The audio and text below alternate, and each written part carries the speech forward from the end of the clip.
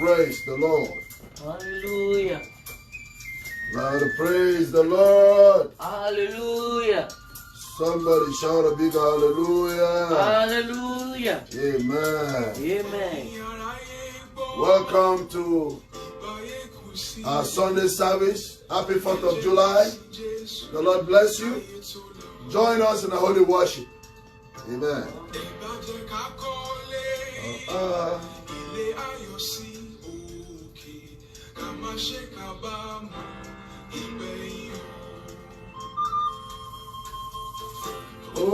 Olúṣewáyé Bàbá Olúṣewáyé fọ̀rọ̀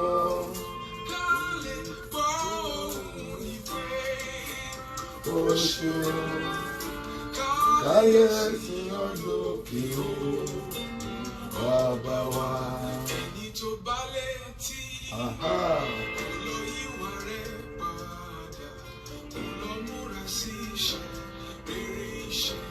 Oh yes.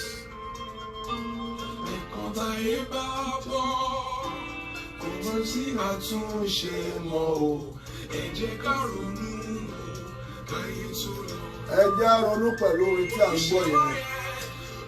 Olúṣewáyé jọ̀wọ́ wá ṣe wáyé fọ́run.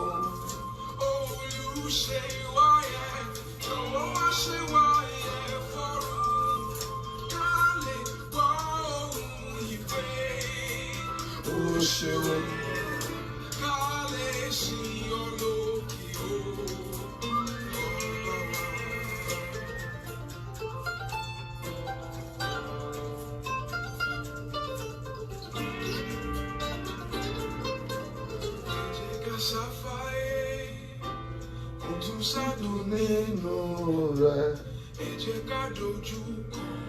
ilé ọ̀run ẹ̀san ni ó gbà mú ẹni tó wáyé mọ́ ẹ̀yà.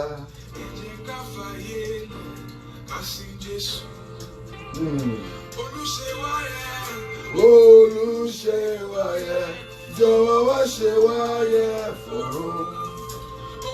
Olúṣewáyé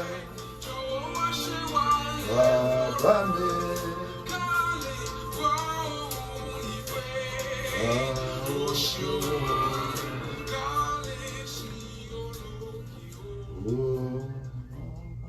Amen. Amen. Amen. Amen. Amen. Ẹ jẹ́ kí a tẹríba fún àdúrà níbi tí ó wà bẹ̀rẹ̀ sí ní dúpẹ́ ní ọwọ́ Ọlọ́run. Olúwa mo dúpẹ́ ìwà láàyè mi. Olúwa mo dúpẹ́ pé ń jẹ́ Ọlọ́run mi ní ìgbà gbogbo. Dúpẹ́ orí àná, dúpẹ́ orí òní, dúpẹ́ orí ọjọ́ gbogbo. Ó yá ọmọ Ọlọ́run máa gbàdúrà níbikíbi tó bá wà. Bẹ̀rẹ̀ sí ní yin Ọlọ́run, máa fìyìn fún, máa dúpẹ́ fún ọba tó mú kí o wà láyé. Ọlọ́run alágbára, ọba àwọn ọba, òwí bẹ́ẹ̀ ṣe bẹ́ẹ̀. Ọlọ́run àwọn ọlọ́run, àìkú àìṣá àìdìbàjẹ́, ọba tí kì í pààrọ̀ oyè, ọba mi tí kì í pa ipò dà. Máa dúpẹ́ ní ọwọ́ rẹ̀, máa fìyìn fún, máa ṣe ní ọba. Dúpẹ́ pé ó ń jẹ́ Ọlọ́run nínú ayé rẹ̀, ọba tí kò ṣáòtì, ọba tí kò kọ̀ sílẹ̀, ọba tí kò jẹ́ kí omijé kí ó gba ojú rẹ̀. Máa dúpẹ́ fún Ọlọ́run. Bẹ̀rẹ̀ sí ní gbàdúrà níbikíbi tó bá wà báyìí. Bí Olúwa, mo fìyìn fún ọ, ọba tó mọ ìbẹ̀rẹ̀ mi, Alpha àti Omega, ìwọ ni ọpẹ́ yẹ. Ọba mi ológo, ọba mi ọlọ́lá, gbọ́pẹ́ kò gba ìmí. Máa bá Ọlọ́run sọ̀rọ̀, máa bá Ọlọ́run sọ̀rọ̀. Máa dúpẹ́ fún bàbá,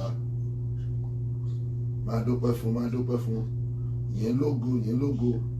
Yes Lord, thank you Father. Máa dúpẹ́ fún. Gbọ́ àdúrà Jésù Olúwa wa.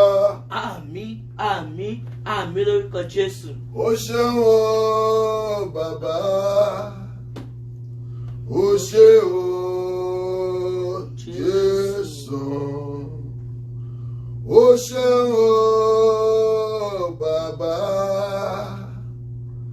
ẹ ṣe o Jésù, kí ni má fi san oore rẹ̀ bí ó ti pọ̀ tó láyé mi, ẹgbẹ̀rún ahọ́n kò tó fún ìyìn rẹ̀.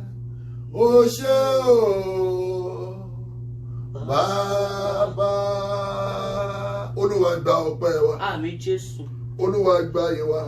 Àmín Jésù. Ọlọ́run ayérayé, a dúpẹ́ àyìn lógo láàárọ̀ yìí, ọba tí ó pọ̀ ní ipá àti agbára, Ọlọ́run tí ó dá ẹ̀mí àti ìwọ sí, Ọlọ́run tí kò jẹ́ kí ibojì kí ó jẹ́ ilé wa, Ọlọ́run tí ó jí wa láàárọ̀ yìí, ẹ̀mí wa lọ sí ibi àjèjì tí a kò mọ̀ ní alẹ́ àná lórí àkéte wa níbi tí a sùn sí.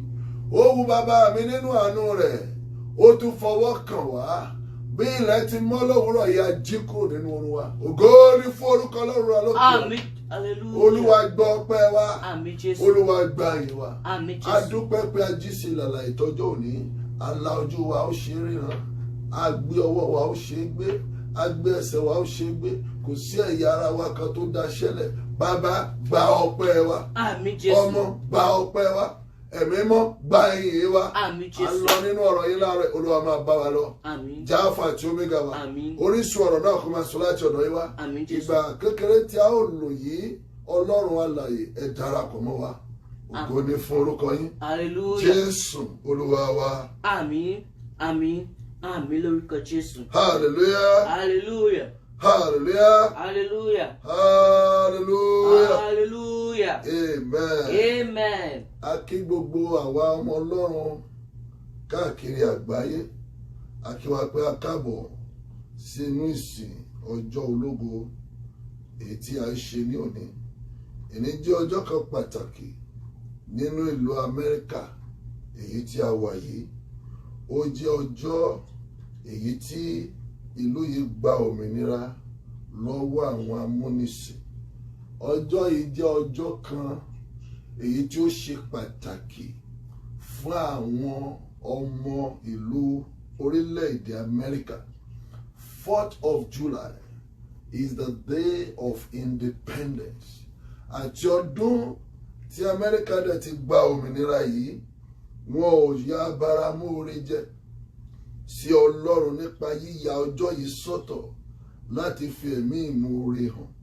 Wọ́n á ṣoúnjẹ, wọ́n á ṣe tọ́kì, wọ́n á ṣe oríṣiríṣi. Every family tó wà nílùú yìí ló ń recognize ọjọ́ yìí, wọ́n sì ń ṣe ní ìrántí. Ṣùgbọ́n ohun tí mo rò, èyí tí Ọlọ́run bá mi sọ, ó yàtọ̀ sí celebration èyí tí a ń ṣe lọ́wọ́. Nínú celebration yìí, òun náà ni Ọlọ́run ti fún mi ní èdìdì. Èyí tí olórin wa kan sọ pé láàrin ayọ̀ àtẹ̀gùn wa, láàrin lálà òrọ̀rọ̀, tọ́tọ́ ló ń pè lóhùn rárá, pé Christian ẹ tẹ̀lé mi.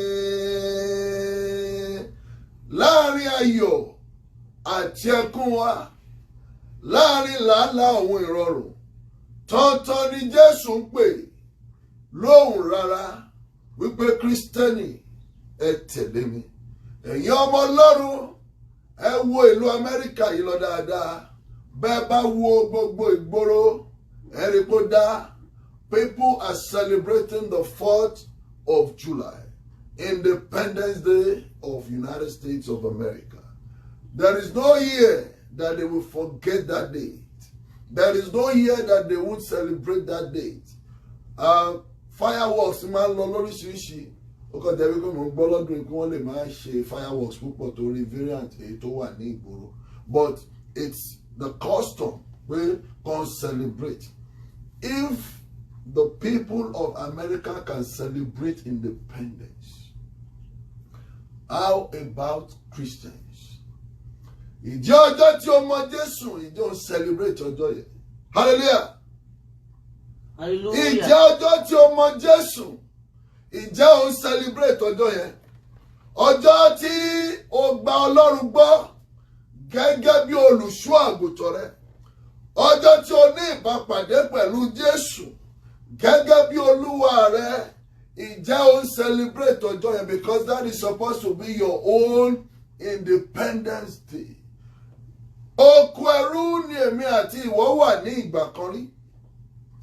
A wà ní abẹ́ ìgbèkùn Sátánì gẹ́gẹ́ bí Amẹ́ríkà ṣe wà ní abẹ́ ìgbèkùn Great Britain ní àkókò ìgbà kan. Ṣùgbọ́n ó dé àkókò kan, Ọlọ́run dá sí ọ̀rọ̀ wọn. Ó gbà wọ́n ní oko ẹrú, ó gbà wọ́n ní ọwọ́ amúnisìn. Báyìí Amẹ́ríkà ti tún strong ju àwọn tó mú wọn ní ẹrú ní ìgbà yẹn rí. Gẹ́gẹ́ bẹ́ẹ̀ ni ìwọ ní ìgbà kan rí, ó wà lábẹ́ ẹrú, ó wà lábẹ́ ẹrù ẹ̀ṣẹ̀, ó wà lábẹ́ amúnisìn. Àwọn kan ló ń jọba lé ọ lórí, àwọn kan jẹ gàba lórí ilé rẹ, àwọn kan jọba lórí ayé rẹ àti iṣẹ́ rẹ. Wọ́n ní ọ lára, wọn ò jẹ́ kí ògo kó gbérí nínú ayé rẹ. Ṣùgbọ́n tó àkókò kan, o ní ìbápàdé pẹ̀lú Jésù. A wá pè ọ́ ní ọmọ Ọlọ́run, a pè ọ́ ní born again, a wá forúkọ tuntun pè ọ́, a baptisi rẹ, a fi àmì òróró yà ọ́ sọ́tọ̀ gẹ́gẹ́ bí ènìyàn mímọ́. That day that you gave your life to Christ, do you celebrate that day? Do you remember that day? Today is 4th of July. If America can remember the day they were revived, they were saved from captivity of the UK, what about you as a child of God? Ìjọ rántí ọjọ́ èyí tí ó gba òmìnira. Olúwa ní kí n béèrè lọ́wọ́ rẹ, ẹ̀yin ọmọ Ọlọ́run, èyí tó wà lábẹ́ omi lọ́wọ́lọ́wọ́, èyí tó ń gbọ́ mi, ìjẹ́ bí ó bá kúrò ní ayé yìí, ìjẹ́ wàá padà rí ilé wọ̀ ní ọ̀run. Òun ni mo ṣe pé àkọlé iṣẹ́ ìránṣẹ́ ní bí ilé àgọ́ wa ti ayé yìí bá wó. Amen. Amen. Amen. Amen. Amen. Bí ilé àgọ́ wa ayé yìí bá wó, that is my topic. Nínú celebration yìí, Olúwa ní kí n bá wa sọ̀rọ̀. Ọ̀rọ̀ náà lè korò díẹ̀ létí rẹ, ṣùgbọ́n ohun tó yẹ kó gbọ́ ní àkókò yìí ni gẹ́gẹ́ bí orin yẹn ṣe sọ. Láàrin ayọ̀ àtẹ̀kùn wá, láàrin lálẹ́ òun ìrọ̀rùn, tọ́tọ́ ló ń pè lóhùn rárá, pé Kristẹn ẹ tẹ̀lé mi. Olùgbàlà nípanu rẹ̀, jẹ́ kí a gbọ́ ìpè rẹ̀, fetí gbọ́ràn fún gbogbo wa, ká fẹ́ ọ ju ayé lọ. Orin yẹn sọ̀rọ̀, ó ní olùgbàlà nípa àánú rẹ̀, jẹ́ kí a gbọ́ ìpè rẹ, fi etí ìgbọràn fún gbogbo wa, kí a fẹ́ ọ ju ayé lọ. Jésù sọ̀rọ̀ fún àwọn ọmọlẹ́yìn ní ìgbà tó fẹ́ fi wọ́n sílẹ̀. Ó ní Símọ́nì Pétérù ọmọ Jónà, ìwọ fẹ́ mi ju àwọn wọ̀nyí lọ bí? Peter dáhùn, ó ní Olúwa, ìwọ mọ̀ pé mo fẹ́ràn rẹ. Jésù wá sọ fún, ó ní máa bọ́ àwọn àgùntàn mi. Ohun tí Jésù sọ níbẹ̀ òye Peter. Peter ń sọ nípa ìfẹ́ ojú, ṣùgbọ́n Jésù ń sọ nípa ìfẹ́ inú Ọlọ́run èyí tí ó ní sí ènìyàn àti ìfẹ́ tí òun expect ènìyàn kó ní sí òun, kó lè mú ìkórè wá bá òun, kó ayé ènìyàn kó lè mú ògo padà wá bá òun. Ìfẹ́ Ọlọ́run ni pé kí Peter jẹ èrè ọkàn padà wá fún òun. Ìgbà yẹn ló máa mọ̀ pé lóòótọ́ ni Peter fẹ́ràn. Ìjẹ́ ìbéèrè tí Jésù bi Peter yìí, ìjẹ́ bàbá bí ọ́, ìjọ lè dáhùn, ìwọ fẹ́ mi ju àwọn wọ̀nyí lọ. Ohun ayé yìí òun ni Jésù pè ní àwọn wọ̀nyí. Jíjẹ àti mímu òun ni Jésù pè ní àwọn wọ̀nyí. 4th of July báyìí, eré oúnjẹ ní ọ̀pọ̀lọpọ̀ ń sá. eré mímú ní ọ̀pọ̀lọpọ̀ sá. It is not bad, it is good. Ṣùgbọ́n ronú pé if you can run this much to celebrate 4th of July, what kind of race are you running to celebrate the day you got born again? What kind of race are you running for your eternity? 2 Corinthians chapter 5. Let us take it from verse 1 and hear what the Lord has to say. I say it again. What race are you running now? Ìjọ fẹ́ Ọlọ́run ju àwọn wọ̀nyí lọ. Eré fireworks lẹ́lòmíì sá. Eré turkey lẹ́lòmíì sá. Ìfẹ́ sí Ọlọ́run ọ̀tọ̀ ni. Kìí ṣe kìkìká sáré lọ church ní ìfẹ́ sí Ọlọ́run. Ọ̀pọ̀lọpọ̀ tó ń lọ church ó ní ohun tí wọ́n ń wá. Ọ̀pọ̀lọpọ̀ ni kò understand ohun tí Ọlọ́run expect láti ọ̀dọ̀ ẹ̀ gẹ́gẹ́ bí Peter. Kò yé Peter. Peter rò pé ìfẹ́ tí a ń fojú rí yìí òun ni Jésù sọ nípa ẹ̀. Ṣùgbọ́n Jésù sọ̀rọ̀ nípa ìfẹ́ ohun tí bàbá fẹ́ kí ènìyàn ṣe. Jésù sọ níbi kan ó ní èmi kò lè ṣaláì ṣe ìfẹ́ ẹni tí ó rán mi. Ìjẹ́ ìwọ ń ṣe ìfẹ́ ẹni tí ó rán? Ìjẹ́ ìwọ ń ṣe ìfẹ́ ẹni tí ó dá ọ sí? Ìfẹ́ ayé yìí ìjẹ́ kò àti gba ìfẹ́ ìjọba ọ̀run kúrò ní ọkàn rẹ̀. Ayé tí èmi àti ìwọ wà yìí ó ń bọ̀ wá dópin lọ́jọ́ kan sá. Ayé tí a ń gbé yìí a ó ká kúrò lọ́jọ́ kan bí ẹni àbí bí aṣọ èyí tí a ká kúrò. Lẹ́yìn náà ayé yẹn kọjá lọ nìyẹn. Kí ló sọ? Nítorí àwa mọ̀ pé. Nítorí àwa mọ̀ pé. Bí ilé àgọ́ wa tí ayé bá wó. Bí ilé àgọ́ wa tí ayé yìí bá wó. Àwa ní ilé kan láti ọ̀dọ̀ Ọlọ́run.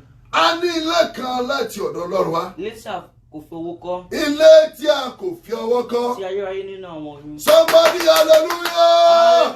Hallelujah. Ilé àgọ́ wa tí ayé yìí òun ni ẹran ara wa yìí. Ẹ̀mí ayé yìí àgọ́ tí a gbéwọ̀ tí a pè ní ẹran ara yìí òun ni ilé àgọ́ wa tí ayé yìí. Lọ́jọ́ kan a ó yí àgọ́ yìí padà. Àgọ́ yìí ń bọ̀ wá parí iṣẹ́. Òun la ṣe kọ sí Bíbélì yẹn pé bí ilé àgọ́ wa tí ayé yìí tó bá wó. Ilé àgọ́ wa ayé yìí rèé kò lè permanent torí pé ara ìdìbàjẹ́ ni. Ó ní láti dìbàjẹ́ kí ẹ̀mí inú kó lè gbé àìdìbàjẹ́ wọ̀. Ìgbà yìí ni wọ́n sọ pé ènìyàn papòdà àbí kí a sọ pé ènìyàn kú. A sì bọ́ àgọ́ erùpẹ̀ yìí sílẹ̀ nítorí àgọ́ erùpẹ̀ yìí ti ayé yìí ni. Lọ́jọ́ tí ènìyàn bá ti kú, ikú jẹ́ dandan fún gbogbo ẹ̀dá alààyè. Lọ́jọ́ tí ènìyàn bá ti kú, ilé àgọ́ wa ti ayé yìí ó ti wó nìyẹn. Hébérù sọ̀rọ̀ ní 9:27. For it is appointed unto a man to die once, and after that, the judgment. Ikú èyí tí gbogbo ènìyàn kò ní ṣaláì kú yìí, ó jẹ́ òpin eré ìje mi àti ìwọ ní ayé. Ikú jẹ́ ohun tó bọ̀ wá fi òpin sí ilé àgọ́ wa ti ayé yìí. Bó o bá fi gbogbo ìwà láyé rẹ̀ sá eré fún ti ayé yìí, tí o sá eré ìjọba ọ̀run, nígbà tí ilé àgọ́ ayé yìí bá wó, níbo ló ń lọ? Báwo ló ṣe fẹ́ lu ayérayé? Mo sọ ní ìbẹ̀rẹ̀ kan ní ìjẹta nígbà tí mo bá àwọn ọmọ Ọlọ́run sọ̀rọ̀ ní Silver Spring. Olúwa mú mi sọ fún àwọn ènìyàn wípé ikú kì í ṣe òpin eré ìje wa. Ní ayé yìí, ikú jẹ́ òpin eré ìje ní ayé yìí. Ṣùgbọ́n ikú jẹ́ ìpilẹ̀ṣẹ̀ ìrìn àjò mìíràn sí ayérayé. Ilé àgọ́ ayé yìí ń bọ̀ wá wó. Ìyẹn ni ọjọ́ tí ènìyàn bá kú. Lọ́jọ́ tí ènìyàn bá kú, ẹ̀mí rẹ̀ á padà sí ọ̀run. Á pinnu ìbẹ̀rẹ̀ ìrìn àjò mìíràn. Ìyẹn lè fi rí wípé ẹnikẹ́ni tó bá ṣe ìfẹ́ Ọlọ́run, bí ilé àgọ́ ayé yìí bá wó, àwọn ènìyàn á máa sunkún pé ẹni ire lọ. Àwọn ọ̀run kẹ́ á máa yọ̀ wípé ènìyàn kan ti tún join wa. Ìjẹ́ bó bá fayé yìí sílẹ̀, ìjẹ́ o ní ìrètí láti darapọ̀ mọ́ àwọn ọ̀run? Sit down. Ìjẹ́ o ní ìrètí láti darapọ̀ mọ́ àwọn áńgẹ́lì láti ṣe mímọ́ mímọ́. Wọ́n ń kọ mímọ́ mímọ́. Wọ́n ń kọ mímọ́ mímọ́. Wọ́n ń kọ mímọ́ mímọ́ olè o. Wọ́n ń kọ mímọ́ mímọ́. Wọ́n ń kọ mímọ́ mímọ́. Wọ́n ń kọ mímọ́ mímọ́ olè o. Ǹjẹ́ èmi àti ìwọ lè bá wọn kọ mímọ́ mímọ́? Mark 8:36. Lẹ́yìn tí àgọ́ ayé yìí tó bá fi ayé yìí sílẹ̀. Olúwa kan sọ pé gbà tí àgọ́ ayé yìí bá fi wá sílẹ̀, tí a bá kúrò ní ayé yìí, bàbá wojú ọ̀run ká bojú wo ẹ̀yìn wọn. Gbà náà a ó mọ̀ bí gbèsè wa ti pọ̀ tó. Gbà tí ayé yìí bá kọjá lọ, tí òòrùn rẹ̀ bá sì wọ̀, a ká bojú wo ẹ̀yìn wa. Ẹ̀yin ènìyàn Ọlọ́run, ayé yìí ń bọ̀ wá kọjá lọ. Òòrùn ayé tó mọ́lẹ̀ tí a ń wò yìí, ó ń bọ̀ wá wọ̀. Ọjọ́ ikú kò lásọ nípa rẹ̀. Ọjọ́ òkùnkùn àti òkùdù. Ọjọ́ tí bàbá ò ní mọ ọmọ mọ́. Ọjọ́ tí ọmọ ò ní mọ bàbá. Ọjọ́ tí aya máa pe ọkọ tí ọkọ ò ní dáhùn. Ọjọ́ tí a máa lù ẹ́ tó ò ní lè gbé ọwọ́, tó ò ní lè gbé ẹsẹ̀. Ayé tó ń lò yìí, má máa gbójúlé àgọ́ ẹran ara yìí.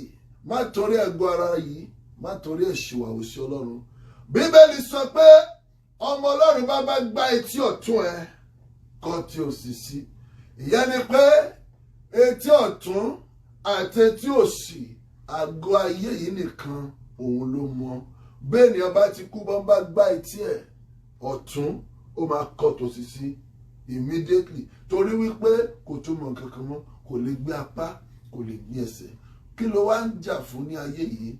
Torí pé èèyàn kan gbá ẹ létí ọ̀tún. Àgọ́ ayé yìí ó ń bọ̀ wá dópin. Má torí ohun tó ní lónìí gbàgbé ọ̀run. Má torí ohun tó ní lónìí gbàgbé wípé àlejò ló jẹ́ láyé. Ó máa kúrò ń bì. Ilé àgọ́ yìí bó ti wù kó rẹwà tó, ò bá kúrú, ò bá sanra, ò bá ga, ò bá tínrín, wàá bó àgọ́ yìí sílẹ̀. Bó ti wù kó fáìn tó, ọjọ́ tó bá ti kú, ó máa parí o. Ọ̀pọ̀lọpọ̀ túnra ṣe, ó dára, ṣùgbọ́n gbogbo ara tó tún ṣe yẹn náà, ọjọ́ tó bá ti ṣe ó parí.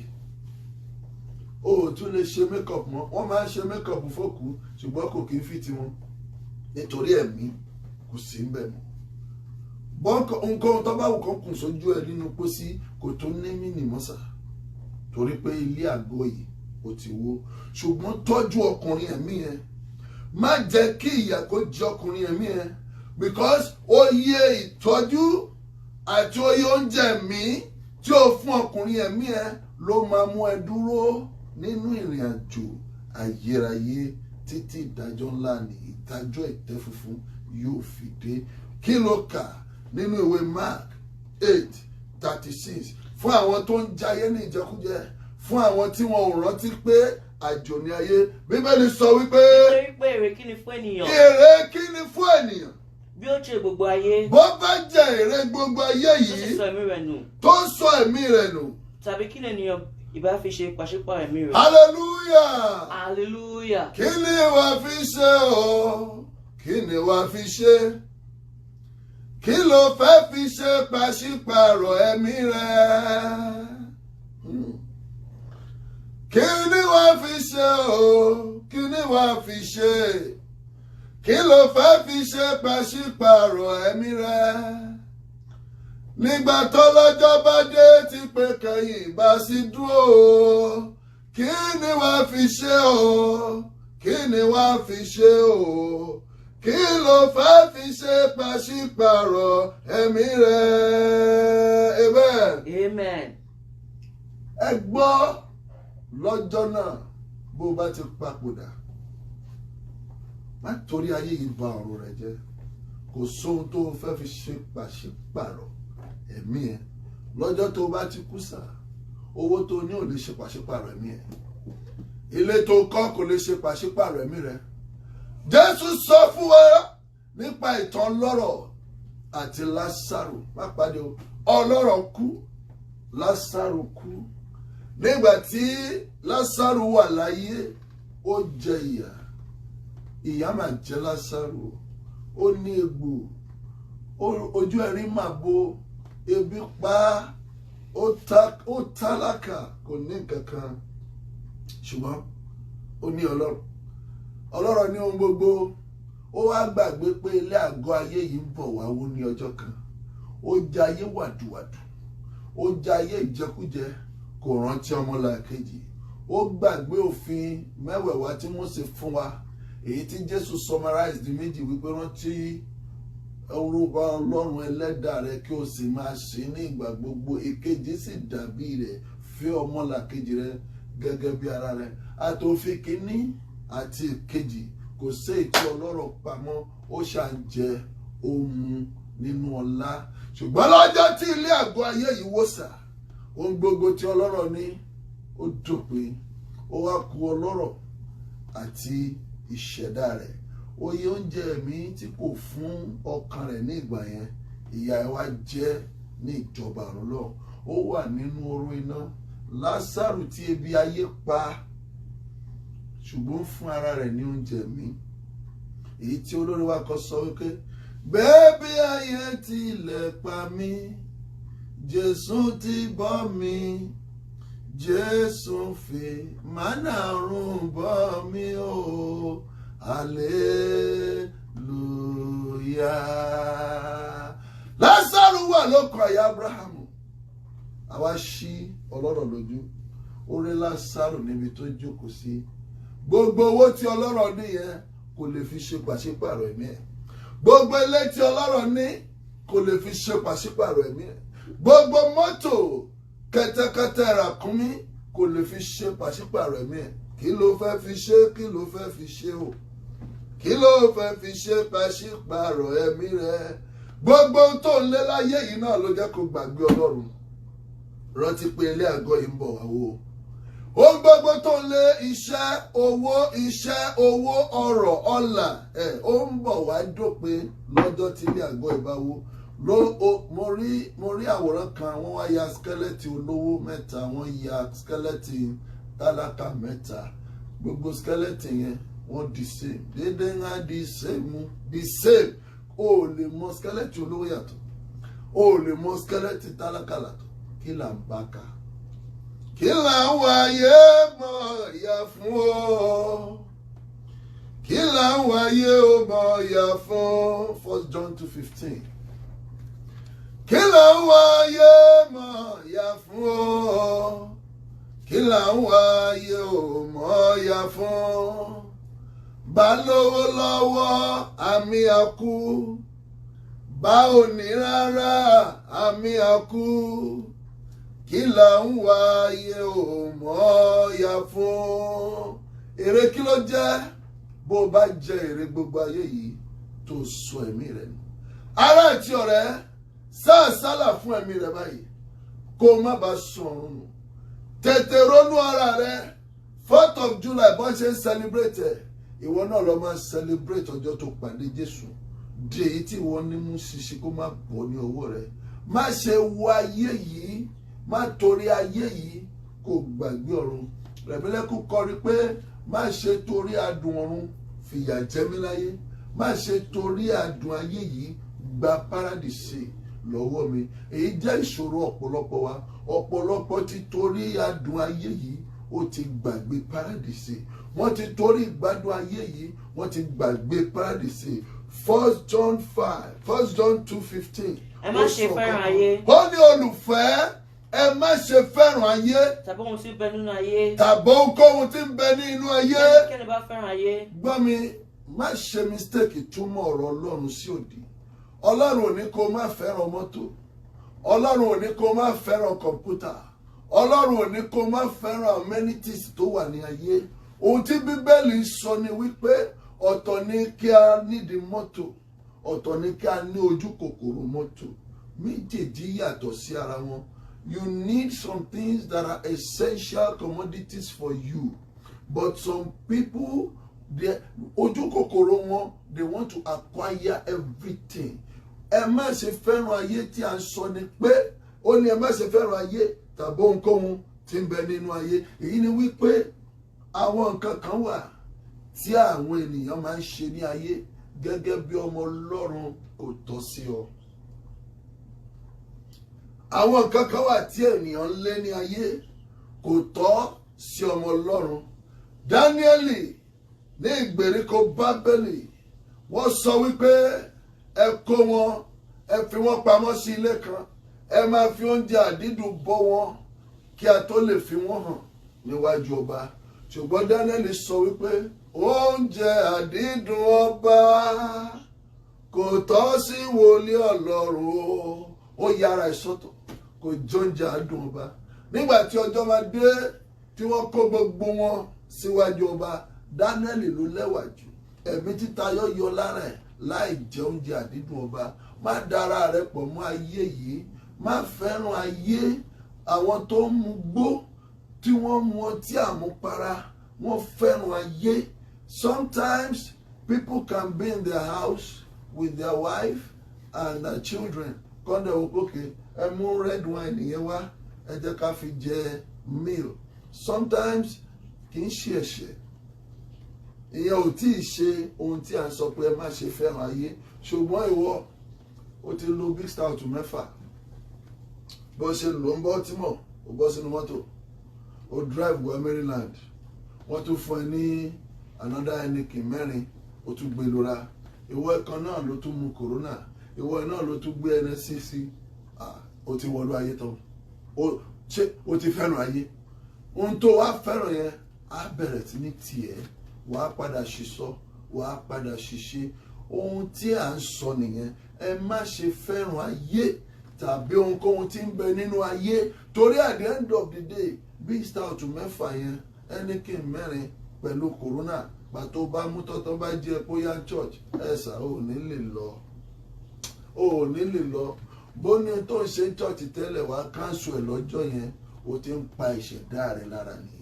O ti ń pa Ọlọ́run lára nìyẹn. Ẹ má ṣe fẹ́ràn ayé àbóhunkóhun tí ń bẹ nínú ayé. Bí ẹnikẹ́ni bá fẹ́ràn ayé, ìfẹ́ ti bàbá kò sí nínú ẹ̀. Ìfẹ́ ti bàbá èyí tí Jésù sọ fún Pétérù pé bí ìwọ bá fẹ́ràn mi, ìwọ máa bọ́ àwọn àgùntàn mi. Ohun tó ti lọ ṣe nínú ayé yẹn kò lè jẹ́ kó ṣe ìfẹ́ Ọlọ́run. O ò lè jèrè ọkàn fún Ọlọ́run. Ẹnikẹ́ni tí ò bá dẹ̀ ti lè jèrè ọkàn fún Ọlọ́run kò tí ì ṣe ìfẹ́ bàbá. Ẹnikẹ́ni tí ò bá ti mú ògo wá padà fún Ọlọ́run kò tí ì ṣe ìfẹ́ bàbá. Ṣe àtúnṣe lónìí kí ọlọ́jọ́ tó dé, torí pé kò sí ìgbà tí o ní fi ayé yìí sílẹ̀.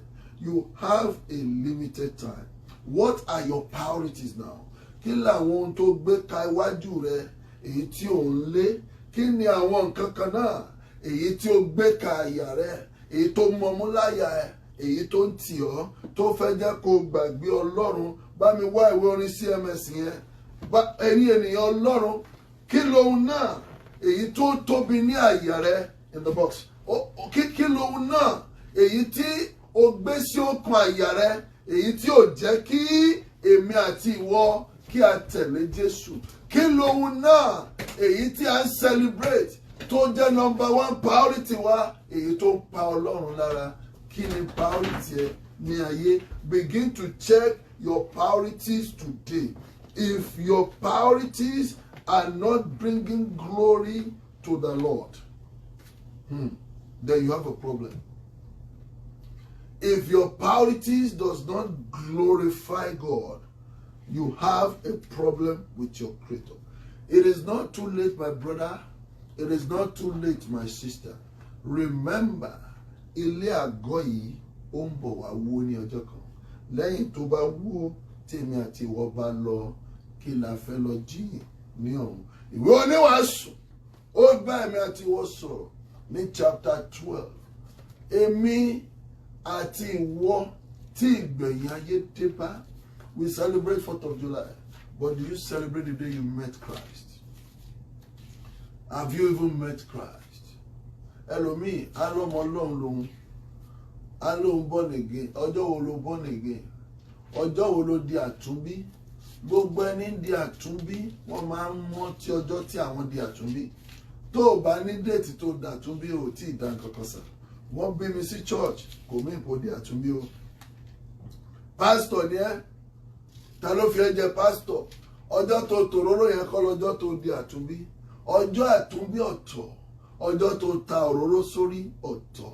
Ẹ má mix ẹ̀. Ìyàwó pásítọ̀ ni ẹ́, ọmọ pásítọ̀ ni ẹ́, àgbọn pásítọ̀ ni ẹ́, ìyá pásítọ̀ ni ẹ́, kò mú ìpò ti di àtúnbí. Ọjọ́ tó di àtúnbí lọ́jọ́ tó mọ Ọlọ́run tó ní ìbápàdé pẹ̀lú ẹ̀. Ọ̀pọ̀lọpọ̀ wọ́n ti mọ Ọlọ́run láti ìgbà èwe wọn ṣùgbọ́n wọn ò tí ì ẹ̀ǹkántà Ọlọ́run. Hallelujah. Hallelujah. Kékeré ló ti ń ṣe ìsìn. Chọ́ọ̀tì la bí ẹ sí ṣùgbọ́n ò ẹ̀ǹkántà Ọlọ́run. Ọjọ́ tó ẹ̀ǹkántà Ọlọ́run, ọjọ́ yẹn ni ayé ẹ̀ ó di àtúnbí. Gbọ́ mi, ilé ọ̀nà Damascus, Sọ́ọ̀lù ẹ̀ǹkántà Ọlọ́run ó di àtúnbí. Àìsáyà ó ti ń ríran, ó ti ń ṣe wòlíì ṣùgbọ́n kò ní heavenly encounter until tí a kọ Isaiah chapter 6. Lẹ́yìn tí ọba Uzziah tó kú, Isaiah wá rí Olúwa jókòó lórí ìtẹ́ gíga. Wọ́n ní lọ́dún tí ó sì ọba kú, èmi rí Olúwa jókòó lórí ìtẹ́ gíga, ìṣẹ́ tí aṣọ rẹ̀ kún tẹ́ḿpìlì. Àwọn sẹ́ráfù dúró ní òkè rẹ̀, wọ́n fi méjì bojú, wọ́n fi méjì ń fò, wọ́n fi méjì bojú, wọ́n fi méjì ń fò. Àbí bẹ́ẹ̀ kọ́? Ká Isaiah 6:3. Verse 10. Ìkíni sí ké 2. sí àwọn sẹ́ráfù dúró ní òkè rẹ̀. Ọ̀kọ̀ọ̀kan wọn ní ìyẹ́ mẹ́fà. Wọ́n fi méjì bojú rẹ̀. Wọ́n fi méjì bojú. Wọ́n fi méjì bo ẹsẹ̀. Wọ́n fi méjì bo ẹsẹ̀. Wọ́n fi méjì ń fò. Amen. Amen. Àìsáyà rí ìkéní kẹ́sì kejì pé mímọ́ mímọ́ mímọ́ gbogbo ayé kún fún ògo Olúwa. Àwọn òpó ilẹ̀kùn mì nípò wọn ẹni tó ń ké. Ilé náà kún fún ìfín. Ọ̀kan nínú àwọn sẹ́ráfù wá fò wá sí ọ̀dọ̀ Àìsáyà pẹ̀lú ẹ̀ṣẹ́ iná tó fi ẹ̀mú mú lórí pẹpẹ spiritual encounter. Ó wá fi kan Àìsáyà ní ẹnu. Ó ní èyí ti kan ìtẹ̀rẹ̀ náà. A mú àìṣedédé rẹ̀ kúrò. That was the day Isaiah got born again. Bíbélì gan rìkọ́ọ̀dù ẹ̀. Ọjọ́ tá Àìsáyà tòróró wòlíì Bíbélì ò sọ sà. Ibi tá ti bí Àìsáyà Bíbélì ò sọ. Orúkọ bàbá ẹ̀ wẹ́ o lè má mọ̀, bó bá jinlẹ̀ ló máa mọ̀. Orúkọ ìyá ẹ̀ ò mọ̀, but the only thing tá a mọ̀ nípa ẹ̀ ni pé wòlíì and this spiritual encounter. So the day you were born has no meaning compared to the day you have a personal encounter with the Lord. Encounter yẹn òun là ń pè ní born again ní ayé wa yìí. Have you had that encounter? Ìjọ ó ti pàdé Ọlọ́run. Ọjọ́ yẹn tó bá ṣòkò ti pàdé ẹ̀ kì í ṣe ọjọ́ tó lè gbàgbé. It should be celebrated more than the 4th of July. That is what I want to tell you today. You might think you are too young. You might think you are getting old. Kí ni Ecclesiastes sọ ní 12? Oníwàásù chapter 12. Ó yẹ kó ti ṣe. Ó ní rántí ẹlẹ́dàá rẹ nísinsìnyí ní ìgbà èwe rẹ, ní ìgbà tí ọjọ́ ibi kò tí ì dé. Rántí ẹlẹ́dàá rẹ nígbà òwúrọ̀ yìí òwe.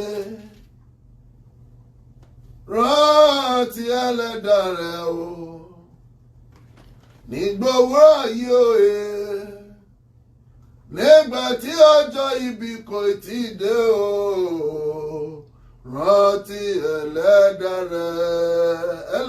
rẹ o nígbà òwúrọ̀ yìí òwe. Yes.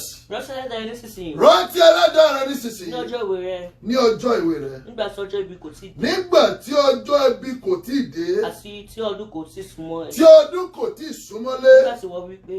Tí wọ́n ò wí pé. Èmi kò ní inú nínú wọn.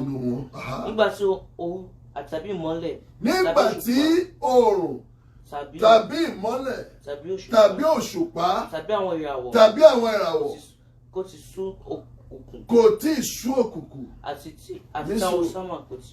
Mo tó ń kà dáadáa. Nígbà tí oòrùn, òṣùpá àti ìràwọ̀, nígbà tí wọn ò tí ì ṣókùnkùn. Èyí ni wípé nígbà tí o ò tí ì kú, tó ò tí ì bọ́ àgọ́ ara ayé yìí, tó ò tí ì bọ́ sílẹ̀. Lọ́jọ́ tó o bá kú, ò ní rí oòrùn mọ́, ò ní rí òṣùpá mọ́. Ẹ tú ìwé yẹn kà.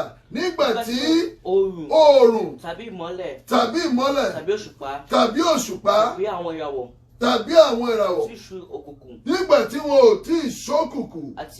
àti tí àwọn sámà kò tí tún padà lẹ́yìn òjò. Nígbà tí àwọ̀ sámà kò tí ì padà lẹ́yìn òjò. Yes. Ní ọjọ́ tí àwọn olùṣọ́ ilé yóò wárìrì. Hallelujah. Nígbà tí àwọ̀ sámà ò tí ì padà lẹ́yìn òjò, rántí ẹlẹ́dàá rẹ̀. Ò bá dára kó rántí lónìí. Mo fẹ́ kó máa share program yìí fún àwọn ènìyàn kí wọ́n lè gbọ́ ọ̀rọ̀ yìí. Tó bá lè post ẹ̀ kó post ẹ̀. Jẹ́ kí àwọn ènìyàn kó gbọ́ ọ̀rọ̀ yìí kí wọ́n kó lè mọ̀ wípé ayé yóò permanent. Nígbà tí ilé àgọ́ ayé yìí bá wá wó, níbo ni ìwọ yóò ti lọ ayérayé? Níbo ni ìwọ ń lọ lẹ́yìn tí o bá kúrò yìí? Ó nígbà tí ayé yìí bá kọjá tí òrùn rẹ̀ bá wọ̀, bá wọlé ògo ká bojú wo ìwà. Gbà náà la ó mọ̀ bí gbèsè wa ti pọ̀ tó. Gbèsè ẹ̀ mà ti pọ̀, bọ̀dá, àǹtí, dádì, mọ́mì, gbèsè ẹ̀ ti pọ̀. Kò sẹ́ni máa bá ẹ san o. Gbogbo ara máa ń kọrin.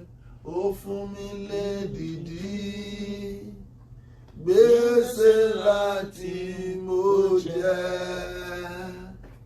Bó ti fún mi ó sì rẹ́rìn ní máa ṣe. Bá mi ṣe orin yẹn nínú ìwé CMS. Mo ti fẹ́ bá wa sọ̀rọ̀ lórí ẹ̀. Torí a máa ń kọrin ẹgan ní Kérúbù àti Séráfù. Síbẹ̀ ṣe là ń ṣe yọ̀tọ̀mì nínú ẹ̀ṣẹ̀. Wo ní index kó wo ibi tó wà. Ó fún mi ní èdìdì. Ẹ̀yin ènìyàn Ọlọ́run, gbèsè ẹ̀ṣẹ̀ báwo ló ṣe fẹ́ san? Ìgbà tí o bá ń fi ojoojúmọ́ dá gbèsè, Yorùbá ní ẹ̀mí tó san gbèsè, ẹ̀mí tó jẹ gbèsè òun ló máa san. Ẹ̀mí tó jẹ gbèsè ló máa san. Ó dáa. Bọ̀ nígbà tí ẹ̀mí tó jẹ gbèsè tó bá bọ́ ńkọ́, wọn ò lè gba gbèsè lọ́wọ́ òkú. Bí ènìyàn bá wà láyé tó bá jẹ gbèsè tó bá ti kú, ìsáìdà kó fi gbèsè yẹn jì, àfi tó bá tún ní property lọ́wọ́ ẹ̀. Ṣùgbọ́n nǹkan kan wà, òkú fúnra ẹ̀, àwọn gbèsè kan wà tó jẹ tí kì í ṣe gbèsè àfojúrí. Gbèsè kan wà wọ́n ń pè ní gbèsè ẹ̀ṣẹ̀. Wàá san o. Ò bá kú jù bẹ́ẹ̀ lọ, wàá san. Wọ́n máa lọ dúró dè ẹ́ ní ọ̀nà ìkóríta street tó fẹ́ gbà kọjá lọ sí ayérayé. Ìgbà tó bá fẹ́ kọjá lọ báyìí, àwọn onígbèsè yẹn á tẹ̀lé ẹ pé àwẹ̀ gbèsè ẹ ti pọ̀, wá di ẹrù, ò nílé kọjá. Ka ìwé yẹn. Ó fún mi ní èdìdì. Gbèsè ńlá tí mo jẹ. Gbèsè ńlá tí mo jẹ. Bó ti fún mi ó sì rẹ́rìn. Bó ti fún mi ó sì rẹ́rìn. Pé má ṣe gbàgbé mi. Èdìdì yìí ló gbà lọ́jọ́ tó di born again. Èdìdì yìí lọ fún ọ lọ́jọ́ tí ó di àtúnbí. Jésù sọ fún ọ pé mo fún ọ ní èdìdì yìí o. Mo sọ gbèsè ńlá tó jẹ. Ó dẹ̀ rẹ́rìn. Ó wá sọ fún ẹ, má ṣe gbàgbé mi. Ǹjẹ́ o wá gbàgbé Ọlọ́run? Èdìdì tí ń san gbèsè kò ní lè ṣiṣẹ́ fún ọ ní ìjọba ọ̀run bí o bá gbàgbé Ọlọ́run. Lọ́jọ́ tó o bá ti gbàgbé Ọlọ́run, èdìdì yẹn ò tún wúlò fún ọ mọ́. Èdìdì yẹn ò tún lè ṣiṣẹ́ mọ́. Torí wípé kí ni? A ti san gbèsè tó jẹ. Ọjọ́ tó o mọ Ọlọ́run, a ti fa gbèsè yẹn rẹ́. Lẹ́yìn tó wá mọ Ọlọ́run tán, tó bá wá tún padà lọ dá gbèsè, ìwọ ló máa ru ẹrù ẹ̀ṣẹ̀ gbèsè ẹ. Jésù ò ní bá ẹrù ẹ̀ṣẹ̀. Èyí tí wọ́n yí orin yẹn padà wípé yára gbẹ́rù rẹ ọmọ, má sọ Jésù di kẹ́tẹ́kẹ́tẹ́. Yára kí o gbé bùkátà ẹ o, Jésù kì í rẹrù ìyà o. Kò ní bá ẹrù ìyà ẹ o. Kò ní bá ẹrù gbèsè ẹ. Ìwọ tó dá gbèsè yẹn, ẹ̀mí tó jẹ gbèsè, wàá san níjọba ọ̀run. Toró ti fún ẹ ní èdìdì, ó ti san gbèsè ńlá yẹn. Èdìdì yẹn òun ló ń bàjẹ́ lójoojúmọ́ yẹn. Káwé díẹ̀. Ó fún mi ní èdìdì. Ó fún mi ní èdìdì. Ó san gbèsè náà. Ó san gbèsè náà. Bó ti fún mi ó sì rẹ́rìn. Bó ti fún mi ó sì rẹ́rìn. Wípé máa rántí mi. Máa rántí. Ìjọ rántí ẹ̀ báyìí. Ìjọ ò ti gbàgbé Ọlọ́run. Káwé díẹ̀. N kò pe èdìdì náà mọ́. Wọ́n pa èdìdì náà mọ́. Ohun tí ìwọ sọ pẹ̀lú májẹ̀mú tó fẹ́nu ẹ̀ dá nìyẹn. The day you got born again, you made some vows. Ọjọ́ tá a fẹ́ fi ẹ́ joyè, ó máa búra lọ́jọ́ náà pé mi ò ní padà. Ìwé òfin yìí ò ní kúrò ní àyà mi, kò ní kúrò ní ẹnu mi. Ìgbà àwo ìwọ dà báyìí, ṣé ìwọ yìí Ọlọ́run wò ẹ́ bí ẹni yẹ̀yẹ́, ó jẹ́ lọ ṣàtúnṣe. Sọ̀rọ̀ díẹ̀, ó ṣe kí ni? Bí ìgbésẹ̀ Kábàásì yẹn láti bẹ̀rẹ̀. Kò pe ìdìdì náà mọ́. Wọ́n pa ìdìdì náà mọ́. Bí ìgbésẹ̀ tilẹ̀ tán.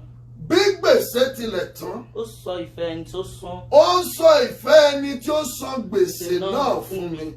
Èyí ni pé wọ́n ò sọ ìfẹ́ ẹni tí ó san gbèsè náà fún mi. Màá ròyìn Jésù, màá kéde Jésù, ìfẹ́ Jésù máa jẹ́ kó di mímọ̀ fún àwọn ènìyàn ayé torí òun ló san gbèsè náà fún mi. Mo wò ó. Níbo ló ti bá iṣẹ́ náà dé báyìí? Ó ní mo wò ó. Mo sì rẹ́rìn-ín. Mo sì rẹ́rìn-ín. Mo tún wò ó. Mo tún wò ó. Mo sọkún. Ẹ̀rí ìfẹ́ rẹ̀ sí mi. Ẹ̀rí ìfẹ́ rẹ̀ sí mi. Wọ́n ò tọ́jú rẹ̀ títí. Wọ́n ò tọ́jú rẹ̀ títí. Ìjọ ò tọ́jú ìfẹ́ rẹ̀ báyìí. Ó ní olùfẹ́, ẹ má ṣe fẹ́ràn ayé àbó ohun tí ń bẹ nínú ayé. Bẹ́nikẹ́ni bá fẹ́ràn ayé, ìfẹ́ ti bàbá kò sí nínú rẹ̀. Nítorí ayé kọjá lọ pẹ̀lú ìfẹ́kúfẹ́ rẹ̀. Ẹnikẹ́ni tó bá fẹ́ràn ayé yóò bá ayé yìí kọjá. Ìjọ rántí ìfẹ́ ẹni tó san gbèsè yẹn, ó rántí ẹ̀. Ìfẹ́ ayé ló ń lé. Ìfẹ́ ayé ló ń lé. Ó ti gbàgbé ọ̀rọ̀ tí Bíbélì sọ pé ohun gbogbo ló yẹ fún mi, ṣùgbọ́n kì í ṣe ohun gbogbo tó yẹ fún mi ló ní èrè. Ohun gbogbo ló yẹ fún mi, ṣùgbọ́n kì í ṣe ohun gbogbo ní gbèdéró. Àwọn ìfẹ́ nǹkan tí à ń lé báyìí, wọn ò lè sọ ayé wa dọ̀tun. Ó ní ẹ̀rí ìfẹ́ rẹ̀ sí mi. Wọ́n ò ṣe kíni, wọ́n ò máa rántí ẹ̀ títí. Ó dẹ̀ ti gbàgbé ẹ̀ báyìí. Sọ̀rọ̀ díẹ̀. Kì í tún ṣe ìdìdì mọ́. Kì í tún ṣe ìdìdì mọ́. Ṣùgbọ́n ìrántí ni. Bó ṣe rántí 4th of July yìí every year, bẹ́ẹ̀ ló yẹ kó máa rántí ètìtì tí a fi san gbèsè ẹ̀. Kó má tún wá jẹ gbèsè kún gbèsè lẹ́yìn tí a ti san gbèsè ẹ̀. Sọ̀rọ̀. Pé gbogbo ìgbésẹ̀ mi ni. Gbogbo ìgbésẹ̀ mi ni Emmanuel san. That's last verse, right? Yes. Now, gbogbo gbèsè tí Emmanuel sọ yẹn lẹ́yìn tá a ti san gbèsè yẹn. Okay, let me say this. Ẹnìkan ó jẹ gbèsè kan síbi kan wá sáré lọ́ba. Ó wá bá ẹ san gbèsè yẹn. Lẹ́yìn ó tún padà lọ yáwó lẹ́yìn. Ó tún bẹ̀rẹ̀ sí ní jẹ gbèsè sí. Ṣé ọ̀gá wọn ti san gbèsè ti tán? Any expenses tó tún incur lẹ́yìn, you are on your own. Ìyẹn lè wí pé ọ̀pọ̀lọpọ̀ adégate wọ́n á dá padà. Gbèsè Jésù ti san lórí igi Káfárì. Ṣùgbọ́n lẹ́yìn tí a san lórí igi Káfárì tó wá ní ìbápàdé pẹ̀lú Jésù, ìjẹ́ ò kì í yé tún dá gbèsè ẹ ti pọ̀. Ọlọ́run abẹ́ san. Ọlọ́run ọ̀dẹ̀ níbẹ̀ san àfi kó lọ san fún ara ẹ̀. Ó jẹ́ san láyé ń sìn, táyé ìyanjú ẹ̀. Tó bá ti yá kó pajúdé Málákáì 4. Tó bá ti yá kó pajúdé, ó máa parí o. Tó bá ti yá kó di ojú, ó parí. Bí kú bá ti pa ojú ẹ dé, that is all. Ó ní ṣàkíyèsí ọjọ́ náà bọ̀ wá tí yóò máa jó bí iná ìléru, àti gbogbo àwọn agbéraga àti àwọn olùṣe búburú yóò dàbí àkékù koríko. Ọjọ́ náà tí ń bọ̀ wá. Hallelujah, hallelujah, hallelujah. Hallelujah. Ọjọ́ náà tí ń bọ̀ wá yóò jó wọn run. Pájọ́ yẹn ò ní dé bá irọ́ ló pàṣà. Kò sówó tó ní, kò síwèé tó kà, kò sí bó ṣe lè mọ́ ṣe tó. Ọjọ́ yẹn á dé sí ilé àgọ́ yìí tó máa wó. Lẹ́yìn tó bá wó, níbo ni èmi àti ìwọ àti fẹ́ lọ ayérayé. Mo parí ẹ̀kọ́ náà. Wọ́n tí Revelation sọ ní chapter 20 verse 11 to 15. Níbo ló máa sá sí ìwọ ẹlẹ́ṣẹ̀ o? Níbo ló máa sá sí o lọ́jọ́ Olúwa? Òkun kò ní gbà ọ́ ìwọ ẹlẹ́ṣẹ̀ o. Ọ̀sà kò ní gbà ọ́ lọ́jọ́ Olúwa. Sọ̀rọ̀ díẹ̀. Mo sì rí ìtẹ́ funfun ńlá kan. Mo rí ìtẹ́ funfun ńlá kan. Àti ẹni tó jókòó lórí rẹ̀. Remember, you are not too old to die, and you are not too young to die. Ẹni tó jókòó lórí rẹ̀ níwájú ẹni tí ayé yóò fò lọ. A kò sì rí àyè fún wọn A kò rí àyè fún wọn mọ́. mo sì rí àwọn òkú. Gbọ́ dáadáa, you are not too young, you are not too old. Mo sì rí àwọn òkú. Àtẹni kékeré. Àti kékeré. Àtẹni ńlá. Àti àgbà. Wọ́n dúró níwájú ìtẹ́. Wọ́n dúró níwájú ìtẹ́. A sì ṣí àwọn ìwé sílẹ̀. Gbọ́ mi dúró ń bẹ̀ yẹn sà. Lọ́jọ́ èyí tí mo sọ yìí, ilé àgọ́ ayé yìí ń bọ̀ wá wó. Bí ilé àgọ́ yìí bá ti wó, ẹni èjì ló lè wó. Ọmọdé òkú ní 100 ọdún 70 ní ọjọ́ wa ẹ̀sà ó kàn ń ka ni ó kàn ń sọ ni bẹ́ẹ̀ ló yẹ kó rí bó bá rìn ní ọ̀nà tí Ọlọ́run fẹ́ kó rìn, but unfortunately a lè rìn kó rí mami. So the moment tí orí ti ń mì ó ti ń destabilize ìmúṣẹ ìwé yẹn, gbogbo ìrìn ẹ tó wọ́ níwájú Ọlọ́run àti ìgbésẹ̀ ẹ̀ṣẹ̀ ó ti bà májẹ̀mú yẹn jẹ́. Ojoojúmọ́ ló ń lu òsì májẹ̀mú yẹn, so ikú lè wọlé dé by at any time. Ikú ń pọ̀ ọmọdé. Once you get to the age of 8, age of accountability, ó ti mọ̀ pé kíní yóò dá kíní yìí dá. Bó bá kún gbà yẹn wàá gba ìdájọ́. Ó ní mo sì rí àwọn òkú àti èwe àti àgbà. Èyí ni pé ọmọdé lè kú, àgbà lè kú. Nínú orin CMS verse kan ní ó ní àwọn kékeré wo ni wọ̀nyí, àwọn kékèké wo ni wọ̀nyí tí wọ́n tètè la àjò ayé já. Wọ́n tètè ṣe kí ni wọ́n la àjò ayé já. Kékèké ni wọ́n wà lọ́run sà. Mo sì rí àwọn òkú àti èwe àti àgbà. Yes, wọ́n dúró. A sì ṣí àwọn ìwé sílẹ̀. Nígbà tó ń dúró níwájú ìtẹ́ náà, a ṣí àwọn ìwé sílẹ̀. A sì ṣí àwọn ìwé mìíràn sílẹ̀. A tún ṣí àwọn ìwé mìíràn sílẹ̀. Tí ṣe ìwé ìyè. Tí ń ṣe ìwé ìyè. A sì ṣe ìdájọ́ fún àwọn òkú láti inú ohun tí a ti kọ sínú ìwé náà. Ẹ tún ibẹ̀ yẹn kà. A sì ṣí ìwé sílẹ̀. Ìwé wo la kọ sílẹ̀ yẹn? Èyí ni pé ìwé àwọn tó lọ sí ọ̀run àpáàdì. Ìwé yẹn tóbi gan, wọ́n ṣílẹ̀. Túkà àti wá ṣí àwọn ìwé mìíràn sílẹ̀. Ẹ tún ibẹ̀ yẹn kà dáadáa kó clear. A sì ṣí àwọn ìwé sílẹ̀. 1. A sì ṣí àwọn ìwé mìíràn kan sílẹ̀. Yes. Tí ṣe ìwé ìyè. So ìwé méjì ni. A ṣí àwọn ìwé sílẹ̀. A tún ṣí àwọn ìwé mìíràn kan sílẹ̀ tí ń ṣe ìwé ìyè. So ìwé ìyè ọ̀tọ̀, ìwé ìkejì yẹn ọ̀tọ̀. Ibo lorúkọ ẹ fẹ́ wà? Sọ̀rọ̀ díẹ̀. A sì ṣe ìdájọ́ fún A ṣe ìdájọ́ fún àwọn òkú. Láti inú ohun tí a kọ sínú ìwé náà. Láti inú ohun tí a kọ sínú ìwé náà. Gẹ́gẹ́ bí iṣẹ́ wọn. Gẹ́gẹ́ hallelujah. Hallelujah. Gẹ́gẹ́ bí iṣẹ́ wọn. Sọ̀rọ̀.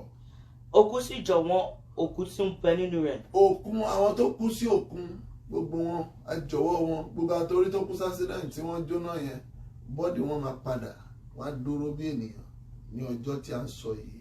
A sì ṣe ìdájọ́ wọn. Kàwé. Àti ikú àti òkú sí ìjọ̀wọ́ òkú tí ó wà nínú wọn lọ́wọ́. Bẹ́ẹ̀ni. A sì ṣe ìdájọ́ wọn olúkúlùkù. A ṣe ìdájọ́ olúkúlùkù gẹ́gẹ́ bí iṣẹ́ ọwọ́ wọn. Àti ikú àti ìpòkú. Ní a sì sọ nínú adágún iná. A iná. sọ wọ́n sínú adágún iná. Èyí ni ikú kejì. Èyí ni ikú kejì. Bẹ́ẹ̀ bá rí ẹnikẹ́ni. Ikú kìíní ni bíbọ́ àgọ́ ara yìí sílẹ̀. Tó bá mèkì ẹ̀dọ́run ò ní kú ikú kejì. Ṣùgbọ́n bó bá bọ́ àgọ́ ayé yìí sílẹ̀ tó kú láyé yìí, tó tún wá déwájú ìtẹ́ ìdájọ́ funfun ńlá ni, torúkọ ò tún sínú níwèé yìí, wàá wá kú ikú kejì. Ìgbà yẹn kí ló máa ṣẹlẹ̀ sà? Bẹ́ẹ̀ bá rí ẹnikẹ́ni tí. Bá rí ẹnikẹ́ni tí a kò kọ orúkọ rẹ̀ sínú ìwé yìí, a ó sọ sínú adágún iná. Ẹni tó bá ní etí kò gbọ́ ohun tí ẹ̀mí sọ fún ìjọ. Dìde níbi tó wà. A ó gbàdúrà. Olúwa Ọlọ́run alààyè, mo ti gbọ́ ọ̀rọ̀ rẹ láàárọ̀ yìí. Mo bá rógbórógbó níwájú rẹ, èmi ò tòṣì ẹlẹ́ṣẹ̀. Òótọ́ ni ẹ fún mi ní èdìdí ṣùgbọ́n ó ti bàjẹ́. Òótọ́ lẹ san gbèsè ṣùgbọ́n mi ò yéé dá gbèsè. Ọlọ́run ṣàánú fún mi. Bẹ̀rẹ̀ sí ní gbàdúrà. Ẹlẹ́ṣẹ̀ mo fẹ́ bùkún, má gbàdúrà kó má tọrọ ìdáríjì ẹ̀ṣẹ̀. Òǹdè mo fẹ́ gbòmìnira. alárẹ̀ mo fẹ́ sinmi. Má gbàdúrà jẹ́ kémi máa kọrin. Ọlọ́run ṣàánú fún mi. Ire kan èmi kò ní, ẹ̀ṣẹ̀ ṣáà ló yí mi ká o. Ire kan èmi kò ní, ẹ̀ṣẹ̀ ṣáà ló yí mi ká. Èyí nìkan lẹ́bẹ̀ mi. Ọlọ́run ṣàánú fún mi. Ọlọ́run ṣàánú fún mi. Gbàdúrà. Olúwa, ire kan èmi kò ní, ẹ̀ṣẹ̀ ló yí mi ká. Ẹ̀ṣẹ̀ mi pọ̀, ó ń dààmú mi Ọlọ́run. Olúwa ṣàánú fún mi. Gbà mí lọ́wọ́ ẹ̀bi ẹ̀ṣẹ̀. Gbà mí lọ́wọ́ ẹ̀bi ẹ̀jẹ̀. Olúwa, gbà mí lábẹ́ àkóso ẹ̀ṣẹ̀. Mo ń gbìyànjú, mo ń tiraka, ṣùgbọ́n òfin mìíràn wà nínú mi tó ń bá òfin ẹ̀mí Ọlọ́run jagun, èyí tó mú mi ní ìgbèkùn wá sí abẹ́ ẹ̀ṣẹ̀. Olúwa, gbà mí. Má jẹ́ ń dẹ́ṣẹ̀ mọ́. Jẹ́ kí n fẹ́ ojú ayé lọ. Jẹ́ ó súnmọ́ mi Ọlọ́run. Olúwa, súnmọ́ mi. Olúwa, súnmọ́ mi. Olúwa, padà sí ọ̀dọ̀ mi. Olúwa, mo súnmọ́ ọ báyìí. Olúwa, súnmọ́ mi. Olúwa, súnmọ́ mi. Gbà ayé mi Olúwa, mo fi wọ́n sílẹ̀ fún ọ. Gbà gbogbo àkókò mi, kí wọ́n wúlò fún ògo rẹ. Olúwa, bá mi ṣe. Mú àdúrà náà lọ sí òpin. Gbọ́ àdúrà Jésù Olúwa wa. Àmín, àmín, àmín lórúkọ Jésù. Bá Ọlọ́run sọ̀rọ̀. Olúwa, mo ti padà. Ọmọ onínàkúnà ni mí. Mo ti bogún jẹ́, mo ti bọ̀nà jẹ́, mo ti mẹ́sọ̀pù tó fi fún mi. Olúwa, àánú ló fi gba ọmọ onínàkúnà. Gbà tó padà wálé tó ronúpìwàdà, bàbá ò tánù. Tó bá jẹ́ lóòótọ́ ni wọ́n kọ́ wa ní ẹ̀kọ́ ẹ̀ nínú Bíbélì. Olúwa, èmi náà ti padà wá láàárọ̀ yìí. Má ṣe ta mí nù. Bàbá ò béèrè pé gbogbo owó tó kó lọ dà. Bàbá ò béèrè pé orí pọ́ stupid. Ṣe bí mo sọ fún ẹgbà yẹn pé kó má lọ. Bàbá ò tiẹ̀, ó gbàgbé ẹ̀ pátápátá. Ṣe náà tó pa ẹran tí wọ́n celebrate. Olúwa, èmi náà débi ọmọ onínàkúnà, mo dé sọ́run yìí. Olúwa, gbà mí. Olúwa, gbà mí. Olúwa, ṣàánú fún mi. You are the God of second chance. In fact, Ọlọ́run, mo ti mess up chances tó pọ̀. Chance ṣáà máa fún mi chance lọ. Torí pé ẹ̀jẹ̀ rẹ ò ní mo fi wẹ̀. Ẹ ṣàánú.